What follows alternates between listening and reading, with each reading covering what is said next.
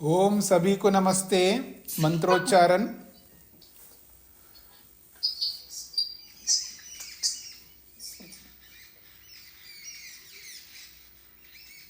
अपना माइक बंद करके रखिएगा।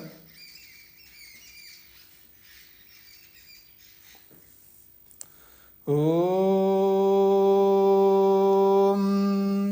सहना भवतु सहनौ भुनक्तु सह वीर्यं करवावहै तेजस्विनावधीतमस्तु मा विद्विषावहै। ओम शांति शांति शांति। योग दर्शन की 126वीं कक्षा है। साधन पाद के 15 सूत्र पूरे किए हैं। 16वां सूत्र प्रारंभ होने जा रहा है। 15वें सूत्र में 4 प्रकार के दुख बताए गए हैं और इस योग शास्त्र को चतुर्व्यूहम कहा है, 4 विभागों वाला है।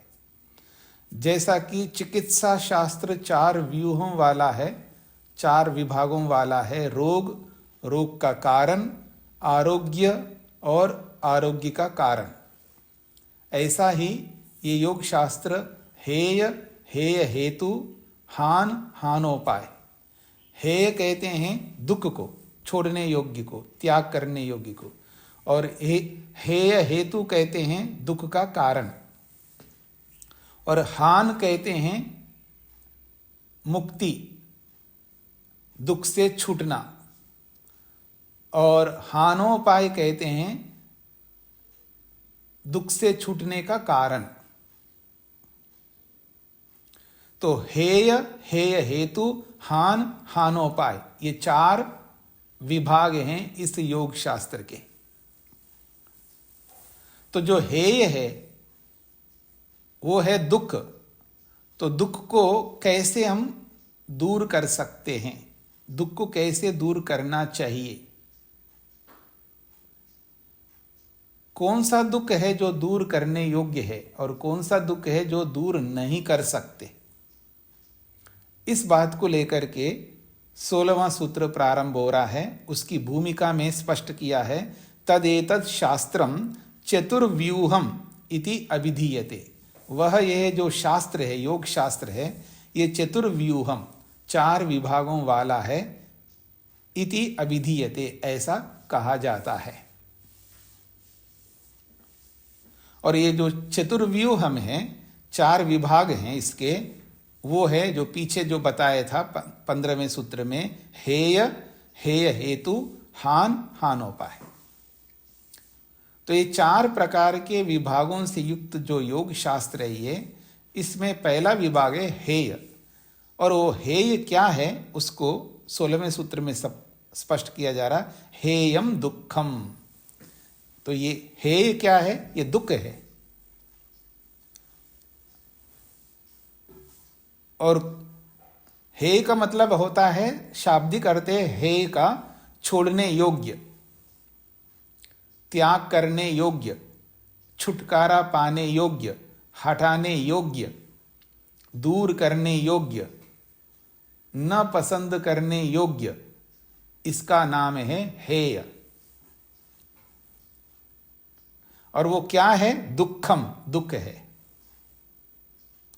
और कैसा दुख है, तो कहा अनागतम दुखम, अनागत दुख है।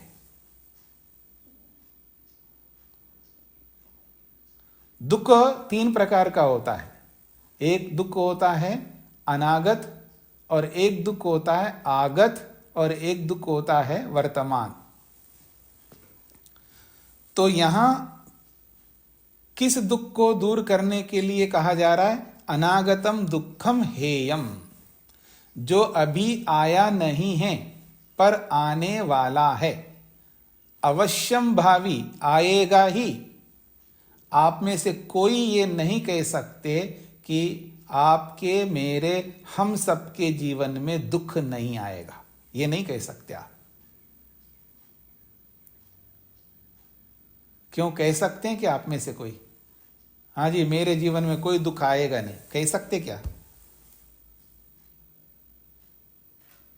कल क्या होगा, कल की बात छोड़िएगा, अभी 1 घंटे के बाद क्या होगा किसी को नहीं पता है। कुछ भी हो सकता है, कैसा भी दुख आ सकता है।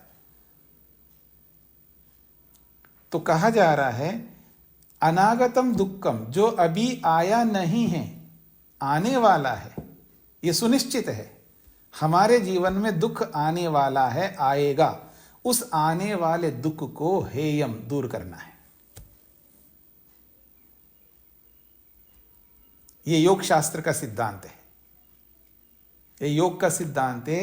जो अभी आया नहीं है, उस आने वाले दुख को दूर करना हमारा कर्तव्य है। हम ये नहीं करते, हम ये नहीं करते। निश्चिंत होकर के रहते हैं, और जब दुख आ पड़ता है तब परेशान होते रहते, दुखी होते रहते, क्लेशित होते रहते।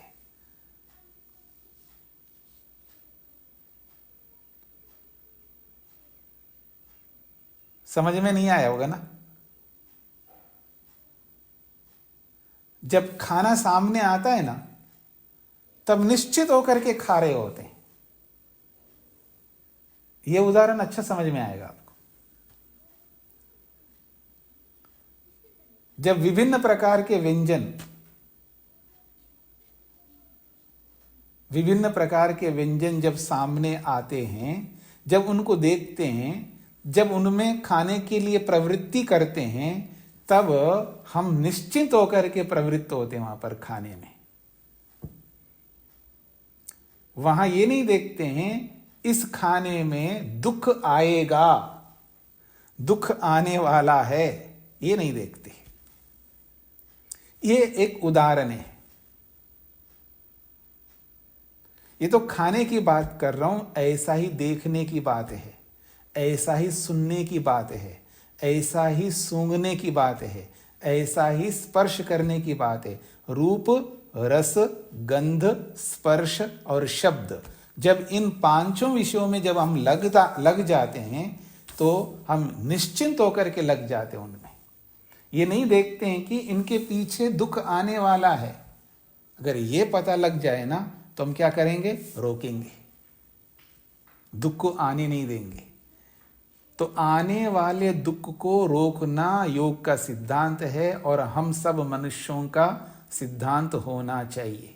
और हमारी बुद्धि इसी बात को स्वीकार करनी चाहिए कि आने वाले दुख को रोकना है। सूत्र यही कहना चाहता है। तो अनागतम दुखम हेयम भवति, आने वाला दुख ही छोड़ने योग्य होता है। समझ में आएगा आपको? भाष्य देखिएगा। भाष्य कहता है दुखम अतीतम उपभोगेन अतिवाहितम न हेय पक्षे वर्तते। दुखम कैसा दुख है? अतीतम, अतीत का मतलब बीता हुआ दुख, जिसको भोग चुके हैं, जिसको भोग लिया गया है, वो है अतीतम दुखम, जो बीत गया है। और उस दुख को हमने क्या किया है? उपभोगेन अतिवाहितम, भोग करके समाप्त किया है। जिस दुख को भोग करके समाप्त किया है, वो दुख न हेय पक्षे वर्तते, वो छोड़ने योग्य के पक्ष में नहीं है। उसको तो भोग ही लिया, उसको क्या छोड़ना होता है? भोगने के बाद थोड़ा छोड़ना होता है, भोगने से पहले छोड़ना होता है। जिसको भोग ही लिया है, उसको क्या छोड़ना है? वो तो अपने आप समाप्त हो गया। हाँ जी, आप में से किस किस को सिर दर्द हो गया था? हाथ खड़ा करेंगे। खड़े हो रहे हैं हाथ? हाँ, बहुत खड़े, सबके खड़े हो जाएंगे, एक को देख करके एक को। तो देखिएगा, ये जो सिर दर्द भोग चुके हैं, बीत गया है, वो दर्द समाप्त हो गया है, उसको क्या छोड़ना है जी? तो वो स्वयं ही छूट गया वो। तो जो जो दुख, चाहे वो सिर दर्द हो, चाहे पेट दर्द हो, चाहे वो कटने का दर्द है, चाहे वो सास का दर्द हो, चाहे वो बहू का दर्द हो, बीत गया वो सारे दर्द बीत गए, हो चुके हैं, लड़ करके दुख भोग चुके हैं। पति पत्नी भी लड़ करके दुख भोग चुके हैं, सास बहू भी लड़ करके दुख भोग चुके हैं। मैं देखना चाहता हूं आप कब मेरे से लड़ेंगे। क्यों जी? अब सबसे लड़ चुके हैं ना आप, बस मेरी बाकी है अभी लड़ना मेरे से। हाँ, लड़ाई होगी नहीं, लड़ाई दोनों से होती है, एक ओर से लड़ाई नहीं होती है। लड़ाई जो है दोनों ओर से होती है, एक ओर से लड़ाई नहीं होती है। आप बोलते जाना, मैं चुप रहूंगा तो लड़ेंगे कैसे? या मैं बोलता जाऊं आप चुप रहेंगे तो लड़ाई होगी कैसे? लड़ाई कब होगी? मैं 10 बार बोलूंगा तो आप 1-2 बार बोलेंगे, या आप 10 बार बोलेंगे तो मैं 1-2 बार बोलूंगा, तो लड़ाई स्टार्ट हो जाएगी।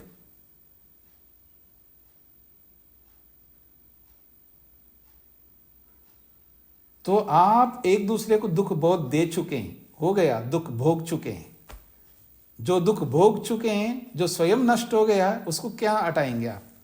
वो क्या छोड़ने योग्य है? तो यही कहना चाह रहे हैं, दुखम अतीतम। जो अतीत दुख है, जो भूतकाल का दुख है, पता नहीं क्या क्या दुख भोग चुके हैं हम लोग, दुनिया भर के दुख भोगे।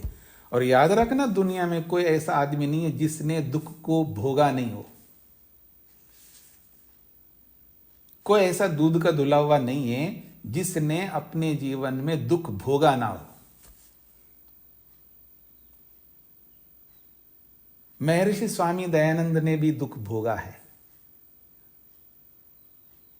अंतिम समय तक, अंतिम सांस तक दुख भोगा है उन्होंने। हाँ, याद रखना, प्राण छोड़ने से पहले तक दुख भोगा ही है।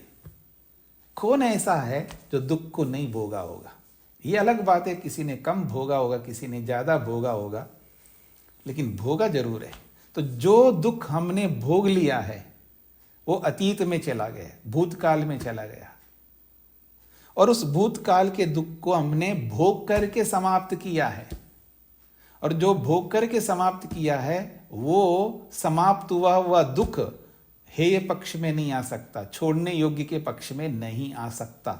ये बात कही गई है यहां पर। आगे बढ़े।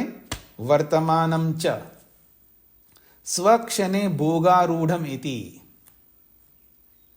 वर्तमानम च, और जो वर्तमान में दुख भोगा जा रहा है, वर्तमानम च, जो वर्तमान काल में जो सुख दुख भोगा जा रहा है, स्वपक्षणे, वर्तमानम च स्वक्षणे, अपने क्षण में, क्योंकि वर्तमान वर्तमान होता है, वर्तमान समझते हैं आप क्या होता है, अपने वर्तमान के क्षण में उस दुख को भोगा जा रहा है, इसलिए वो भोगारूढ़म, वो भोगा जा रहा है, भोग वर्तमान चल रहा है। न तत्क्षणांतरे, न तत्क्षणांतरे, भोगे जाते हुए क्षण में न हेयताम आपद्यते, वो भी छोड़ने योग्य नहीं हो सकता। इसको थोड़ा समझने का प्रयत्न करना, ये समझ में आ जाए ना आपको, पूरा ये गणित समझ में आ जाएगा। देखते हैं आप कितना गणना करना जानते हैं, कितने नोटों को गिना होगा, कोई अर्थ नहीं उसका, ये अर्थ है। इसको थोड़ा गिन के समझने का प्रयत्न करिएगा। हाँ जी, गिने नोट। ये अलग बात है, जो आप में से कोई बैंक में काम करते हो तो, और वो भी कैशियर के रूप में काम किया हो, वो एक अलग बात है, लेकिन ऐसा तो नहीं लगता किसी ने नोट गिना नहीं हो। हाँ, कई बार मेरे को करना पड़ता है, जी आप गिन लो, जी आपने गिन के दिया है तो बस हो गया, मैं नहीं गिनता। कभी कोई मेरे को देता है, हाँ, तो उनसे पूछ लेते हैं कितने हैं जी, इतने हैं जी। वो कहता है सामने वाला गिन लो, नहीं जी आपने गिन लिया तो हो गया। ये अलग बात है, जब मेरे को देना पड़ता है तो मैं गिन करके देता हूं। अगर उसमें कम हो गया, देने वाले ने कम दिया है तो दिया होगा, मेरे को नहीं पता है। अब जब मेरे को देना है तो मेरे को गिन के देना है कि सही देना है ना, गलत ना हो जाए। पर गिनता जरूर है, कोई ना कोई, किसी ना किसी रूप में गिनता जरूर है नोटों को। आपने भी गिना होगा। तो ये जो गणना है, इस गणना को समझ लीजिएगा, ये गिनती को समझ लीजिएगा। ये कह रहे हैं वर्तमानम च स्वक्षणे भोगारूढ़। ये जो वर्तमान में दुख भोगा जा रहा है, अपने क्षण में तो भोगारूढ़ है, यानी भोगा जा रहा है। उस भोग के काल में जिसको भोगा जा रहा है, उस दुख को भी दूर नहीं कर सकते आप, ये कहा जा रहा है। ये समझने का प्रयत्न करना।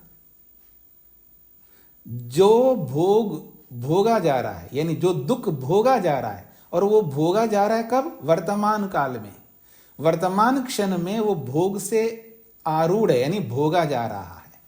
उस भोगा जाते हुए उस दुख को उसी क्षण में उसको आप दूर नहीं कर सकते। ये स्पष्ट हो गया आप सबको? अब आपको सिर दर्द हो गया जी, बहुत ज्यादा हो रहा है, अचानक हो गया। पेट दर्द हो गया जी, अचानक हो गया। कुछ भी दर्द हो गया शरीर में, अचानक हो गया। आप डॉक्टर के पास जाएंगे, डॉक्टर विष्णु जी बहुत दर्द हो रहा है जी, मेरे सिर दर्द को थोड़ा दूर कर दो, कुछ कोई गुट्टी ऐसा पिला दो चू मंत्र वाला। तो आप सिर दर्द को दूर करते नहीं करते हो? पेट दर्द को दूर करते हो नहीं करते हो? या कोई भी दर्द आपके शरीर में होता है, उस दर्द को दूर करने का बहुत उपाय है आप लोगों के पास में, दुनिया भर के उपाय। दूर करते हो नहीं करते हो? तो अब ये बताइए कि आप कौन से दुख को दूर करते हो? जी कमाल की दवाई दिया विष्णु जी ने। आपने कितना परेशान हो रहा था, सिर पकड़ के बैठा था मैंने, आपने ऐसी गुट्टी पिला दिया है कि 5 मिनट भी नहीं हुआ, एकदम ऐसा लग रहा है कि कोई दर्द ही नहीं है। तो अब ये बताइए, ये जो दर्द गायब हो गया है, समाप्त हो गया, ये कौन सा दुख समाप्त हुआ है? प्रमोद जी। भविष्य में जो होना था सिर दर्द, वो वाला, उसके लिए दवा ली। हाँ, क्योंकि दुख एक नहीं होता है ना, दुख एक ही कंटिन्यूसली एक ही दुख नहीं होता। जब सिर दर्द स्टार्ट हुआ है और 1 घंटे तक सिर दर्द हुआ है, तो वो 1 घंटे का सिर दर्द एक दुख नहीं है, हर क्षण में दुख आ रहा है, हर क्षण में।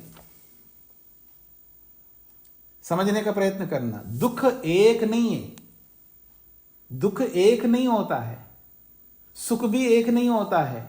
मैंने पहले भी आप लोगों को स्पष्ट किया था, न सुख एक होता है, न दुख एक होता है, न ज्ञान एक होता है, न कर्म एक होता है। समझने का प्रयत्न करना, ये हर क्षण पैदा होता है दुख, हर क्षण। ऐसे हर क्षण सुख पैदा होता है, हर क्षण ज्ञान पैदा होता है। एक क्षण का एक ज्ञान है, एक क्षण का एक कर्म है, एक क्षण का एक दुख है। तो हर क्षण दुख पैदा हो रहा है, आ रहा है।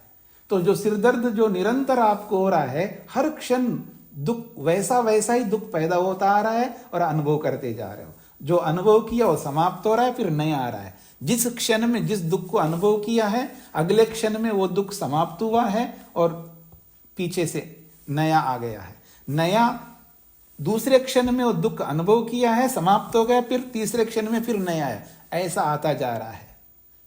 तो सिद्धांत क्या है? जो वर्तमान वाला दुख है वो एक क्षण के लिए एक दुख है, वो नहीं आप हटा सकते हैं, उसको भोगना ही पड़ेगा। जो वर्तमान में जो भी दुख है उसको कोई भी दूर नहीं कर सकता, इम्पॉसिबल है, संभव नहीं है।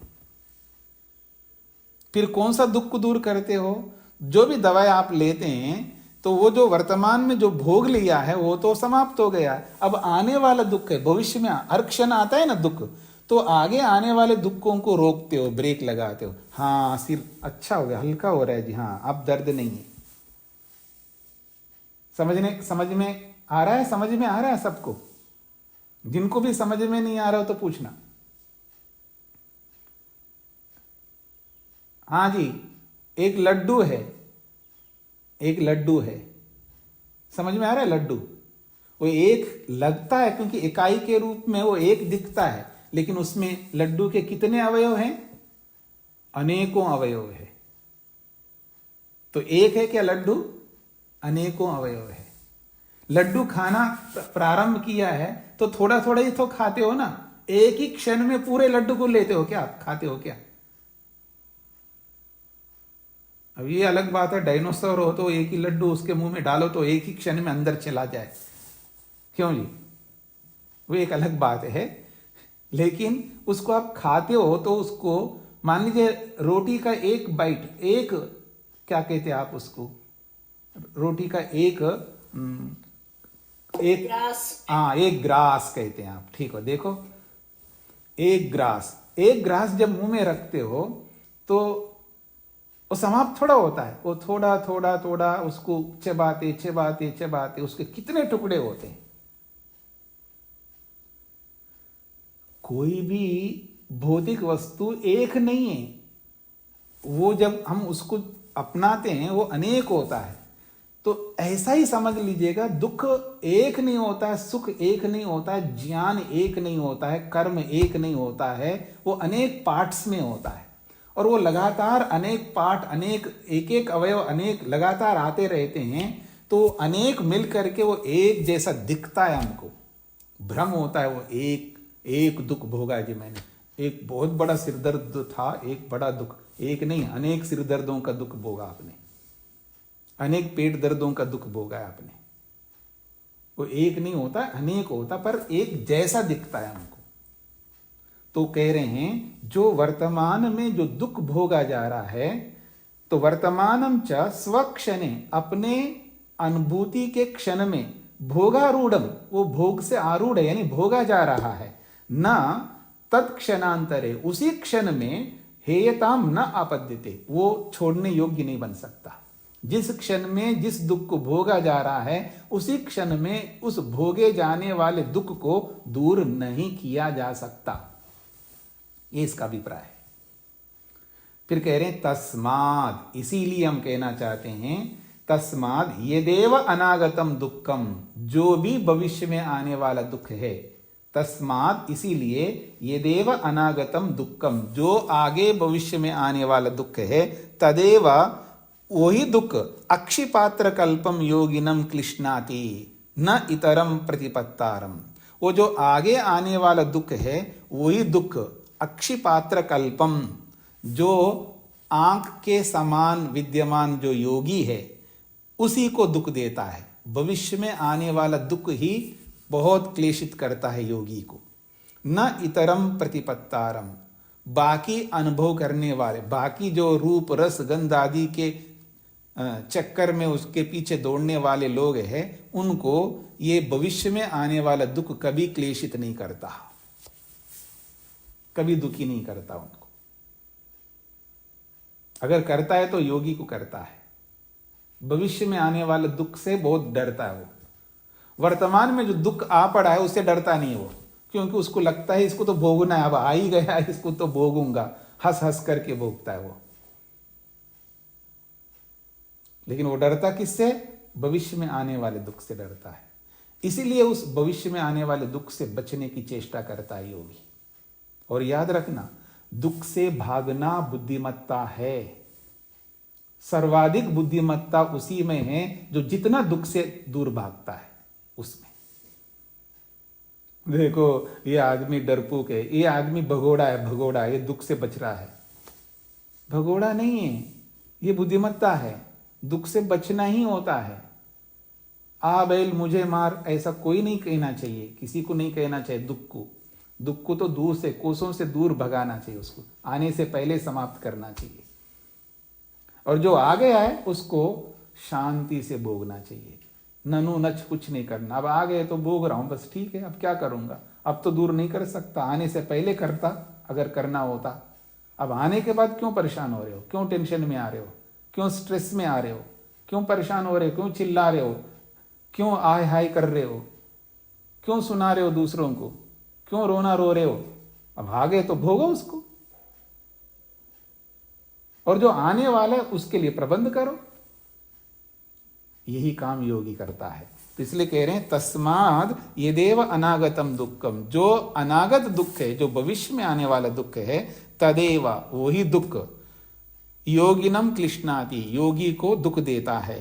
कैसा है योगी? उसका विशेषण दिया है अक्षिपात्र कल्पम, जो आंख के गोले के समान है वो योगी, बहुत सेंसिटिव है दुख के प्रति। तदेव हेयताम आपद्यते, वो ही अनागत दुख ही छोड़ने योग्य होता है। तो हम सबको भविष्य में आने वाले दुख को त्याग करने के लिए, उसको छोड़ने के लिए, उसको ना आने देने के लिए मेहनत करना चाहिए। ये इसका अभिप्राय है। अब आइए मेरे रास्ते पे, कौन मृत्यु को रोकना चाहते हैं? आओ मेरे लाइन में खड़े हो जाओ।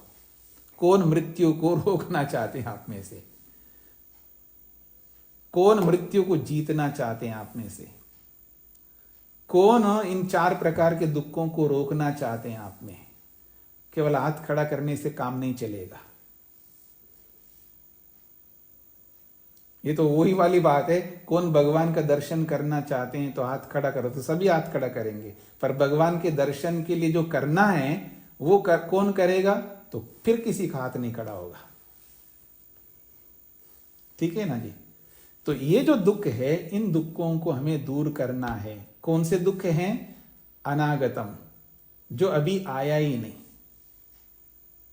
देखिए जी, किसी को हृदय रोग अभी आया नहीं, हार्ट अटैक हुआ नहीं है, किसी को लीवर में खराबी आई नहीं है, किसी को डायबिटीज आया नहीं, किसी को फलाना नहीं आया, दुनिया भर के रोग आए नहीं अभी तक, कैंसर आया नहीं है, कोरोना हुआ नहीं है, जो भी आया नहीं दुख, उन सबको दूर करना है।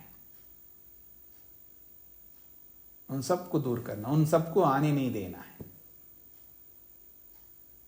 और परिणाम दुख को आने नहीं देना है, ताप दुख को आने नहीं देना है, संस्कार दुख को आने नहीं देना है, गुणवृत्ति विरोध दुख को रोकना है। यह है अनागत दुखों को रोकने का अभिप्राय। मेरे हाथ में कहाँ है जी? सब हमारे हाथ में, सब हमारे हाथ में। तत्वज्ञान उत्पन्न करेंगे तो सब रुक जाएंगे। ये जो तत्वज्ञान बताया यहां पर, सम्यक दर्शन, ये तत्वज्ञान उत्पन्न करेंगे, सब आ जाएंगे।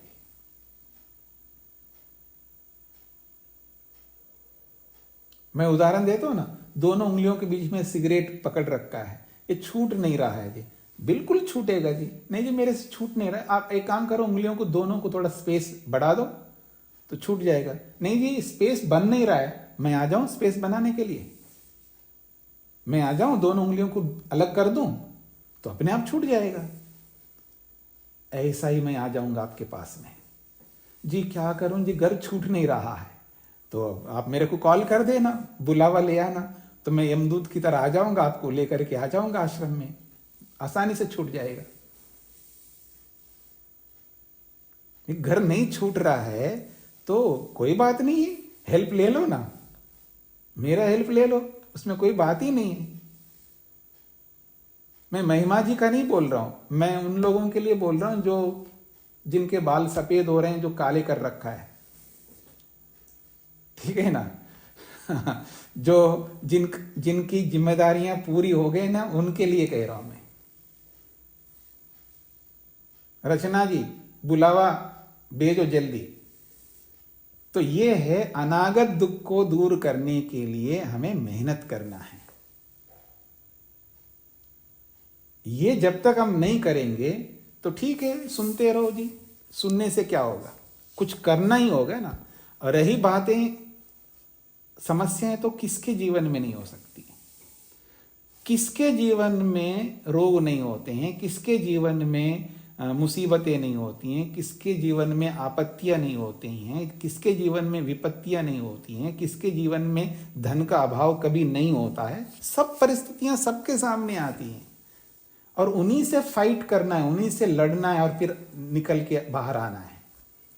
उन आपत्तियों मुसीबतों से डर करके वहीं बैठे रहना कोई सिद्धांत नहीं है। इसके लिए हम नहीं पढ़ रहे, वहां से निकल के जाने के लिए पढ़ रहे हैं हम लोग।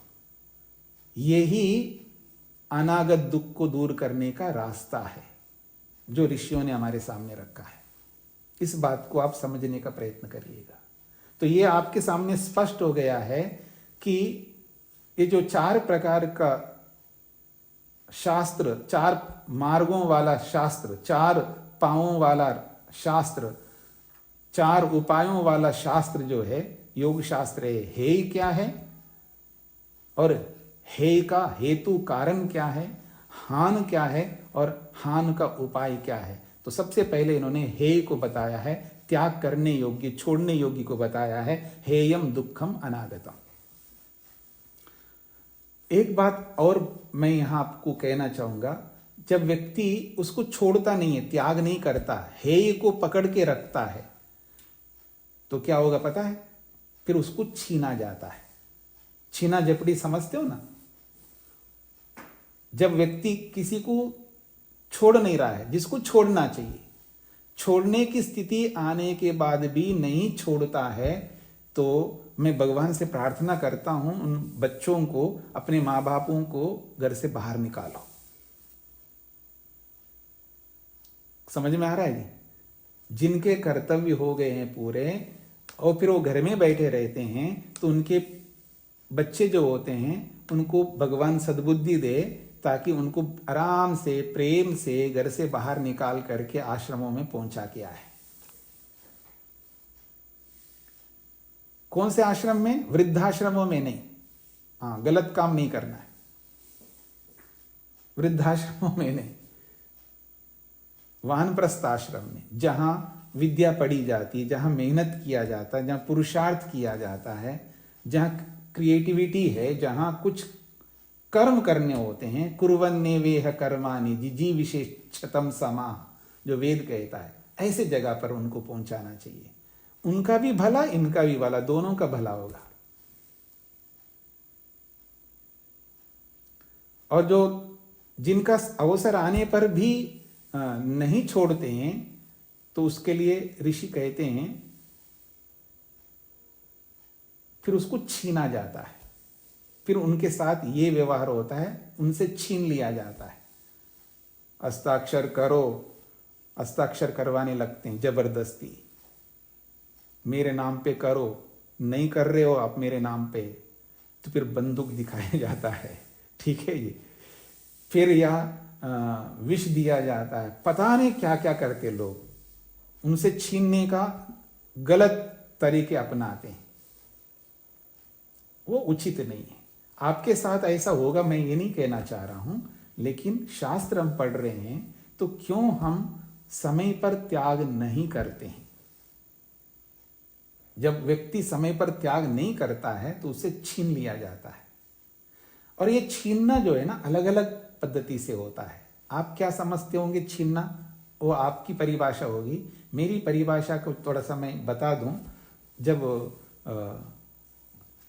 जो भी माँ बाप जो जमा करते हैं मकान के रूप में या पैसे के रूप में, जिसके रूप में, फिर उसके पोता पोती या जो भी आते हैं, वो जब उनको ऐसे उनको समाप्त कर रहे होते हैं ना, तब वो बैठे बैठे ओहो हो, देखो कैसे खर्च करते हैं, इनको कुछ पता ही नहीं, देखो किस तरह हमने खून पसीना एक करके हमने एक एक पाई को जोड़ जोड़ करके इतना किया है कि एकदम बेच दिया जी, खा गए जी, और ये कर दिया जी, वो फिर उनसे छीना जा रहा होता है। वो समझ में आ रहा है ना? ऐसे छीना जाता है।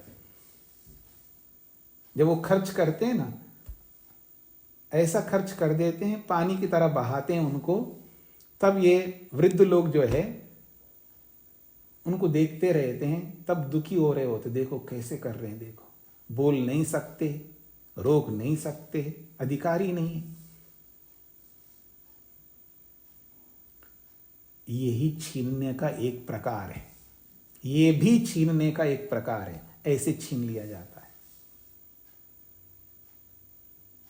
याद रखना मेरी बात को, जब योग्य व्यक्ति योग्यता का सदुपयोग नहीं करता है, तो उसके जीवन में कोई ना कोई अयोग्य व्यक्ति आता है, और वो अयोग्य व्यक्ति उस योग्य व्यक्ति से छीन लिया जाता है। वो छीन ले, अब वो भी अयोग्य बन जाता है। जब वो त्याग नहीं कर रहा है तो वो भी अयोग्य बन गया।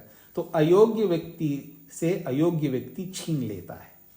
योग्य व्यक्ति से नहीं छीन सकते कोई भी, क्योंकि योग्य व्यक्ति के पास आंतरिक संपत्ति होती है, उसके पास बाह्य संपत्ति उसको चाहिए नहीं होता है, इसलिए उससे कोई नहीं छीन सकता है।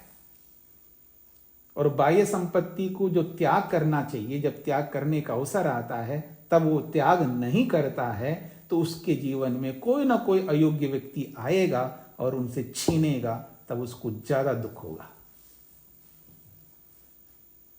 तो हेयम दुक्खम अनागतम को समझ लीजिएगा। जो भविष्य में आने वाला दुख है, चाहे वो पति से आए, चाहे पत्नी से आए, चाहे बेटे से आए, चाहे बेटी से आए, चाहे दामाद से आए, चाहे किसी से भी आए, उन आने वाले दुखों को पहले से ही त्याग कर दो, पहले से ही आने ना दो, पहले से ही उसका प्रबंध कर लो, ताकि आपको दुख क्लेश ना हो, पीड़ा ना हो,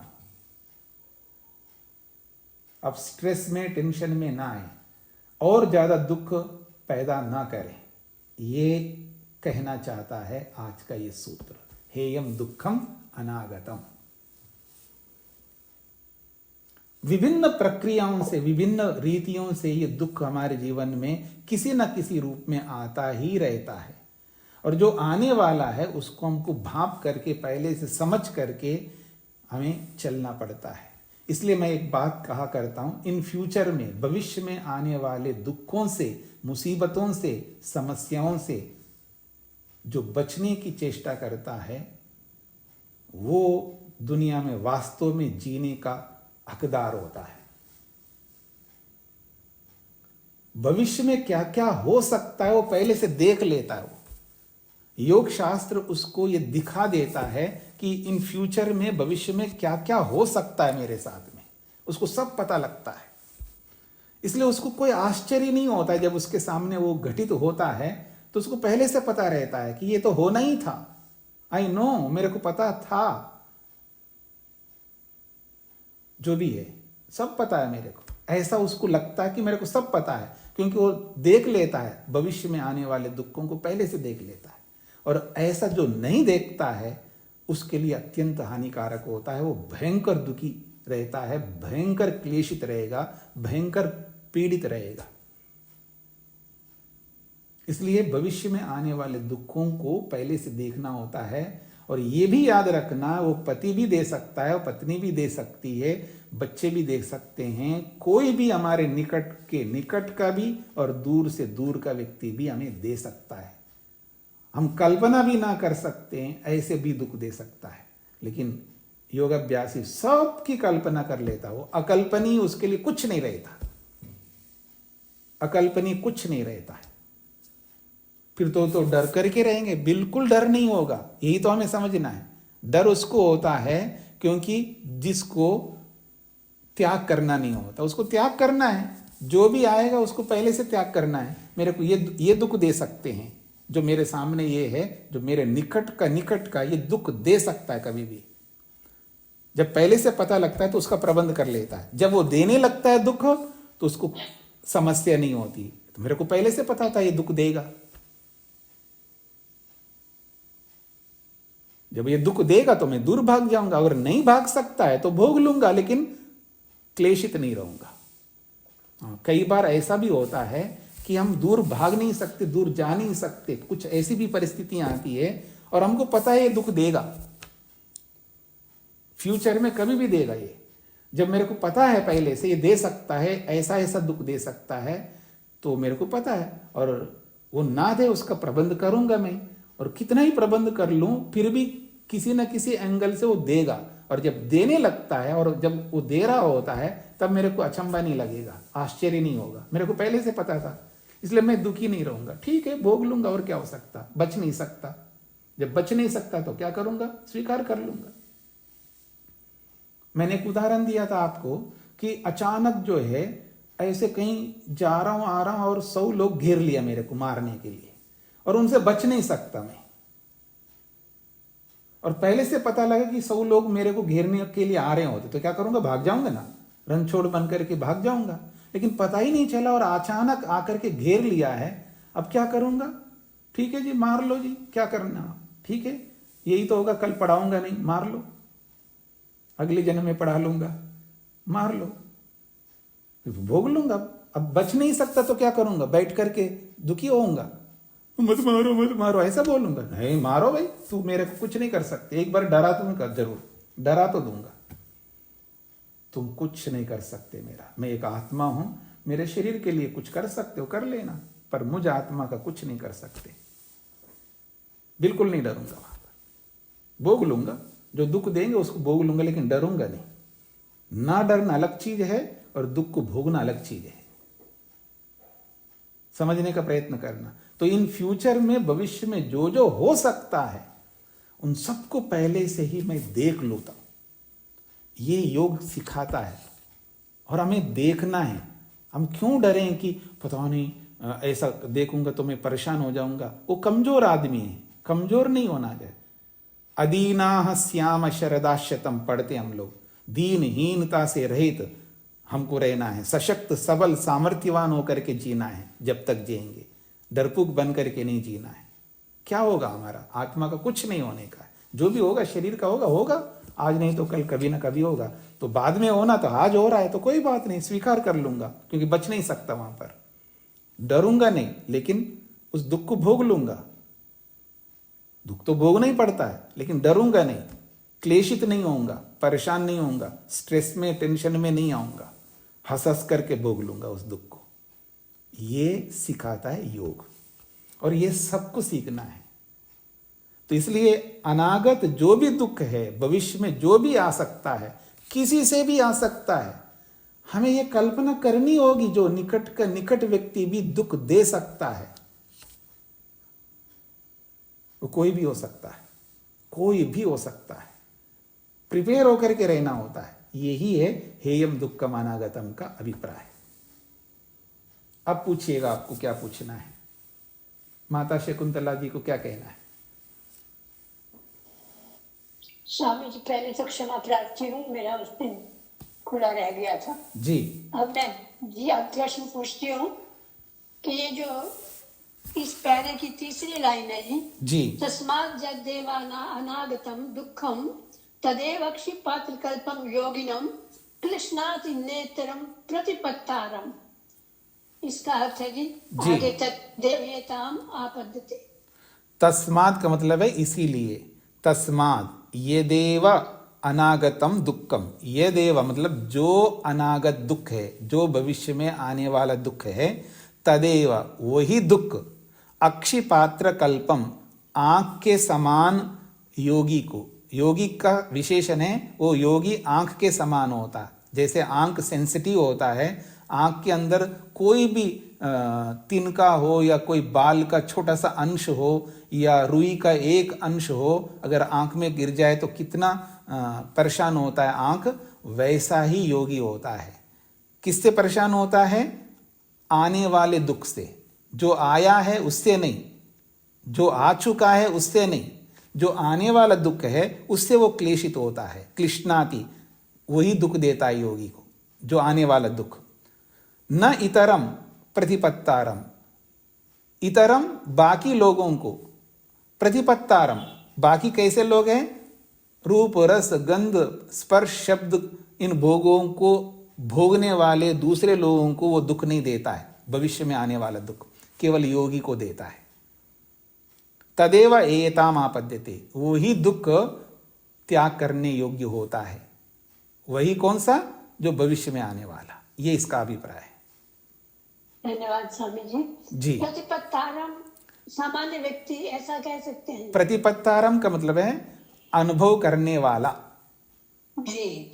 क्या अनुभव करने वाला? रूप रस गंध स्पर्श आदि सुखों का अनुभव करने वाला भोगी व्यक्ति को वो दुख नहीं देता है। जी स्वामी, धन्यवाद। हाँ जी, और किसको क्या पूछना है पूछिएगा। ये बहुत प्रश्न आएंगे इस अनागत दुख को लेकर के। आप प्रश्न ही नहीं कर रहे तो फिर आप समझेंगे कैसे? स्वामी जी ओम। हाँ जी। जैसे प्रारब्ध में कोई दुख निश्चित हो चुका है वर्तमान में, वो भविष्य में तो मिलेगा, तो उसे कैसे रोकेंगे स्वामी जी? ये तो भगवान का आदेश है ना, रोकने के लिए बोला जा रहा है तो रोकेंगे। भले प्रारब्ध को मैंने पहले भी बोला था, प्रारब्ध को एक सीमा तक हम रोक सकते हैं। प्रारब्ध को एक सीमा तक रोक सकते हैं। रेशा जी अपना माइक बंद करके रखिए। हाँ, जो प्रारब्ध है हमारा, उस प्रारब्ध को एक सीमा तक रोक सकते हैं। अगर वो नहीं रोकेंगे तो आपका मेरा किसी का पुण्य कर्म कभी नहीं बनेगा। देखिएगा, स्लम में बुग्गी झोपड़ियों में पैदा कोई हो रहा है, उसका प्रारब्ध है। जो आपके घर में नहीं पैदा होकर के वहां पैदा हो रहा है तो उसका प्रारब्ध है, और उसके प्रारब्ध को वो भोगे। उसको कोई हेल्प मत करो आप। उसको कुपोषण हो रहा है उसका, या उसको कोई साधन नहीं मिल रहा है, जैसे अभी सर्दी पड़ रही है तो वहां सर्दी के कपड़े नहीं है उनके पास, कुछ भी आपको हेल्प नहीं करना, उनका प्रारब्ध है, उनको भोगना चाहिए। पर ऐसा नहीं है। उनके प्रारब्ध को बदलने के लिए भगवान ने हमें आदेश किया है, तुम जाओ उनके प्रारब्ध को बदलो। वो असहाय है तो उनको हेल्प करो, तभी तो आपका पुण्य बनेगा। इसलिए एक सीमा तक उसके प्रारब्ध को हम रोक सकते हैं। जैसे स्वामी जी पीछे बताया था कि मुख्य कर्मों में कुछ कर्म जुड़ जाते हैं हमें जी, तो उसमें भी तो भोगना पड़ता है ना, साथ साथ मुख्य कर्मों के साथ साथ। ऐसा है जी, बहुत कुछ भोगना पड़ता है। हर प्रारब्ध को कोई नहीं रोक सकता है। इसका ये अर्थ नहीं है कि किसी भी प्रारब्ध को नहीं रोक सकता, ये भी अर्थ नहीं है। कुछ प्रारब्धों को हमको भोगना ही पड़ता, अवश्यम भावी है, जिसको आप रोकना चाहे भी नहीं रोक सकते। ठीक है ना। मान लीजिए किसी को डायबिटीज आ गया है, अब आ गया तो डॉक्टर लोग उसको क्या रोकते हैं जी। कई बार डायबिटिक व्यक्ति लोग कहते हैं, देखो जी मेरा डायबिटीज जो है मेरे कंट्रोल में है। मैं उनसे पूछता हूँ कैसे कंट्रोल में, कि मैं गोलियां खाता हूँ, मैं इंजेक्शन से कंट्रोल कर रहे हो ना। बिना इंजेक्शन के, बिना टैबलेट के आप कंट्रोल करके दिखाइएगा ना, तब तो मैं मानूंगा कि आप कंट्रोल करते हैं। वो तो गोली कंट्रोल कर रहा है, आप थोड़ा कर रहे हो। वो इंजेक्शन कंट्रोल कर रहा है, आप थोड़ा करना। आपको कंट्रोल करना है, खान पान से, आहार विहार से आप कंट्रोल करके दिखाओ। तो वो डायबिटिक आ गया, अब उसको क्या दूर करेगा, वो दूर नहीं कर पाएगा, उसको भोगना ही पड़ेगा। लेकिन उसके दुख को कम करने का जो है वो डॉक्टर लोग करते हैं, उनके दुख को कम कर सकते हैं। लेकिन अगर किसी को डायबिटीज आया ही नहीं है, अब आ सकता है, मान लीजिए कोई क्या बोलते जेनेटिक होता है ना, कई बार सबको हो रहा है तो उनको भी होगा। तो अब वो आया नहीं अभी, लेकिन आ सकता है उसको भी। तो अब डॉक्टर ने उनको बोल दिया, देखो जी मैं आपके आने वाले डायबिटीज को रोक सकता हूं, लेकिन मेरे अनुसार आपको चलना होगा। ये खाना पीना होगा, ऐसा रहना होगा, ऐसा उठना होगा, ऐसा बैठना होगा, ऐसा सोना होगा। जैसा वो कहेंगे उस तरह चलेंगे तो आ सकने वाला डायबिटीज उसको नहीं आएगा। इसका ये मतलब होता है। जी धन्यवाद जी। और किसी कुछ पूछना है पूछिएगा, क्योंकि पूछना होगा। जब तक आप अनागत दुख को नहीं समझोगे तो आगे बढ़ ही नहीं पाओगे। कुछ ना कुछ पूछना होगा, आपको समझना होगा। उदाहरण समझो क्या है, आपको जहां भी समस्या आई थी उसको समझ लो। बहुत प्रश्न आ सकते इसमें। रामचरण जी बोलिए। नमस्ते जी। मेरा निवेदन था कि अभी आपने फरमाया कि आंतरिक संपत्ति और बाहरी संपत्ति जी। तो आंतरिक संपत्ति को तो कोई छीन नहीं सकता जी। तो बाहरी संपत्ति इसका किस तरह से हम डिस्पोज करें स्वामी जी, इसमें थोड़ा। अरे कितने बार बोल रहा हूँ जी, मैं कंगाल बैठा हूँ, मेरे बच्चे यहाँ इतने हो गए, ब्रह्मचारी हो गए, यहाँ पर इतने हो गया, हमको इतना काम करना है। हाँ, गरीब लोगों को सहयोग करना है, ब्रह्मचारियों को सहयोग करना। आप बांटो ना, मेरे को ला करके दे दो, दिलवा दो। नहीं, अचल संपत्ति का कैसे करेंगे स्वामी जी? तो अचल संपत्ति भी बेच करके दे सकते हो ना, क्या करोगे उसको? साथ तो ले जाना नहीं उसको। हम सीधी बात करते हैं जी, कोई ऐसा ना समझे कि क्या बात कर रहे हैं माँ बाजी। देखो जी, मेरे को अपने लिए कुछ नहीं चाहिए, मेरे को रोटी चाहिए, आप दे ही रहे हैं। तो कपड़ा भी आप दे रहे हैं, सब दे रहे हैं। मेरे को इसके अतिरिक्त खाना पीना पहनना रहना ये सब आप प्रोवाइड कर ही रहे हैं, इससे ज़्यादा मेरे को नहीं चाहिए। चाहिए तो हमारे बच्चों के, ब्रह्मचारियों के लिए और भी अध्यापक है, सबके लिए चाहिए। तो जो जैसा दे सकता है दे। वो तो बहुत इजी है, उसको अचल संपत्ति को हटाना भी इजी है ना, रख के क्या करोगे? जी सर। हाँ ठीक है जी जी जी। और कोई पूछिएगा? आप पूछ ही नहीं रहे थे। जब मैंने ये कहा था आप लोगों को कि पति भी दुख दे सकता है, पत्नी भी दुख दे सकती है, ये भी दे सकता है, वो भी दे सकते, ये भी दे सकते, निकट का आपका बेटा जिसको आप फूलों में बिठाते वो भी दुख देगा। तो आपको डर नहीं लग रहा है कि ऐसे कैसे होगा, हम ऐसे सोचेंगे तो हम कैसे जी पाएंगे? कोई प्रश्न नहीं आ सकता आपके दिमाग में? आना चाहिए ना। हाँ रूप जी बोलिए। ओम स्वामी जी। जी स्वामी जी, ये पूछना चाह रहा था कि जैसे अभी आपने बताया कि जो दुख है वो जैसे गोली से वो कंट्रोल में नहीं हो रहे, तो कुछ प्रारब्ध से मिले जो माता पिता से मिले जो दुख होते हैं वो मतलब उसके लिए गोली खानी पड़ती है, वो वैसे बिना गोली के वो ठीक नहीं होते जी। तो उस केस में स्वामी जी क्या किया जाए? हाँ वो तो मैंने बोल ही दिया ना, तो गोली से ही ठीक करते रहो जी, कोई बात नहीं है। लेकिन जो गोली के बिना ठीक कर सकते हो ना, देखिए मैं ये नहीं कहना चाह रहा हूँ हर टाइप का डायबिटीज जो है गोली से या इंजेक्शन से ही ठीक होता है, ये भी नहीं कह रहा हूँ। और हर डायबिटिक व्यक्ति जो है बिना गोली इंजेक्शन लिए ही कंट्रोल कर सकता है, ये भी नहीं कह सकता हूँ। बहुत सारे टाइप हैं इनमें, ठीक है ना। कुछ फर्स्ट स्टेज के होते हैं, कुछ सेकंड स्टेज के होते हैं, ऐसे कई स्टेजेस होते हैं उसमें। तो बहुत सारे जो है बिना गोली के बिना इंजेक्शन के कंट्रोल कर सकते हैं। ऐसे करते हुए लोग आते हैं, हम लोग करवाते भी हैं। तो जहां संभव है वही करेंगे ना, असंभव को करने के लिए मैं क्यों कहूँगा? जो संभव जहां जहां हो सकता है उसी को हम कंट्रोल कर लेंगे, और जो संभव नहीं है तो उसको भोगना ही पड़ेगा। मैंने पहले ही बोल दिया कि प्रारब्ध जो है एक सीमा तक रोक सकते हैं, हर प्रारब्ध को रोक सकते हैं, ऐसा शास्त्र का कोई सिद्धांत नहीं है। ईश्वर का जब हर प्रारब्ध को रोकेंगे तो फिर तो हम वैसे ही पुण्य कर्म नहीं कर रहे हैं, पाप ज्यादा कर रहे हैं, तो फिर तो हम धड़ल्ले से करते जाएंगे, क्योंकि प्रारब्ध को मैं रोक लूंगा, आने वाले दुख को। अब तो गलती कर लूंगा और जब दुख आएगा तो उसको मैं रोक लूंगा। किसी के पीछे जैसे हम भिखारी मांगता रहता है ना जी, कुछ दे दो कुछ दे दो, तो ऐसे किसी ना किसी से ऐसे मांग करके अपने दुखों को, सारे दुखों को रोक लूंगा, ऐसा नहीं होता है।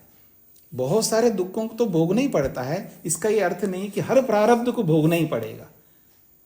एक सीमा तक अपने प्रारब्ध को हम रोक सकते हैं, मेहनत करके, पुरुषार्थ करके, और दूसरे लोग भी पुरुषार्थ करके मेरे प्रारब्ध को भी एक सीमा तक रोक सकते हैं, तभी उनका पुण्य बनता है। नहीं तो पुण्य कर्म करने का कोई मतलब ही नहीं है। ठीक है जी, आपका प्रारब्ध आप भोगो, मैं क्यों हेल्प करूं आपको? तो ऐसे सब करेंगे तो किसी का भी पुण्य नहीं बनेगा।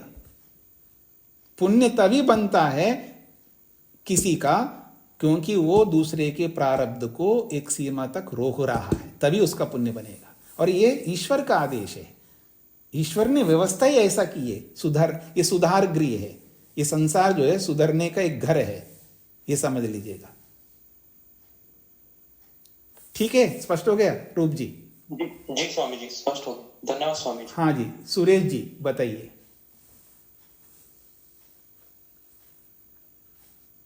हाँ विशाल जी।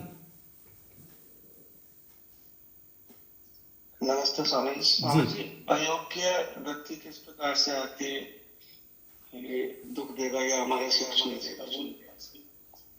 क्या कहा आपने? सुरेश जी बंद करके रखिए। हाँ विशाल जी फिर बोलिए एक बार।